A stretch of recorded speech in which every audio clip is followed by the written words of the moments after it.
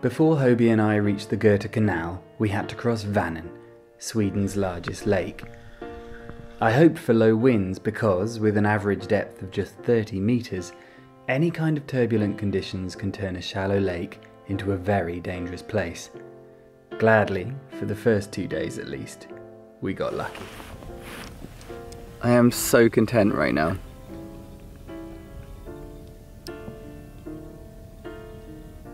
Even though there's a little bit of swell, the water is just so smooth. There's the occasional bug flapping around. There's not even any seabirds out here. I'm really getting the taste for open water, just this beautiful feeling of letting land slip away behind you and just heading off into the unknown. Ah, gorgeous. Very happy.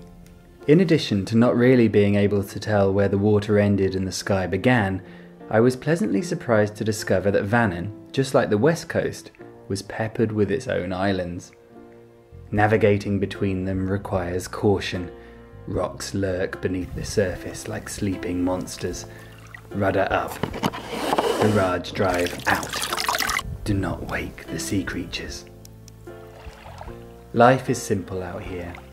It doesn't matter where Hobie and I are, conditions can be rough or smooth, dry or wet, happy or stern, but really, nothing changes. We're on a mission.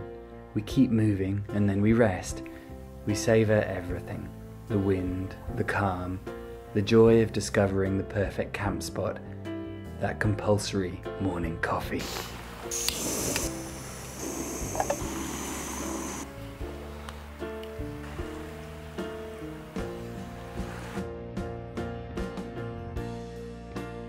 It's a strange process, filming one's solo journeys, but I really enjoy it, even when I crash my drone into a tree.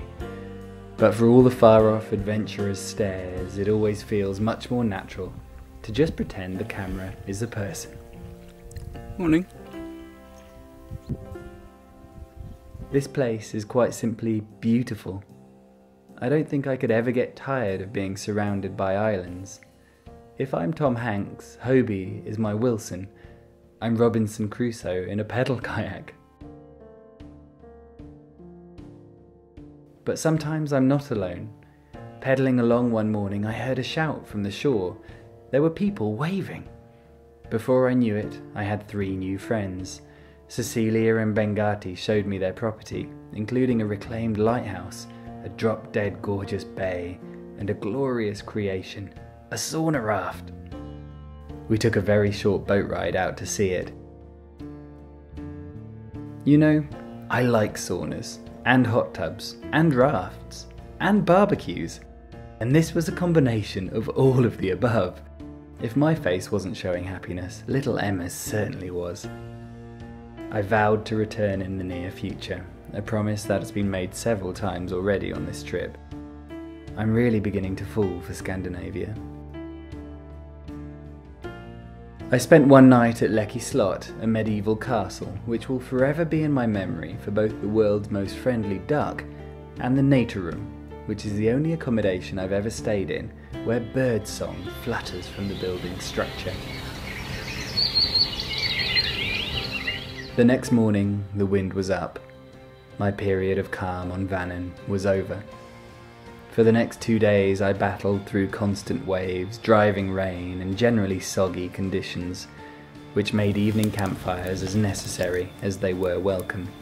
Beavers were prevalent and industrious in the area, and while this is generally disappointing for trees, does make finding kindling for the fire nice and easy.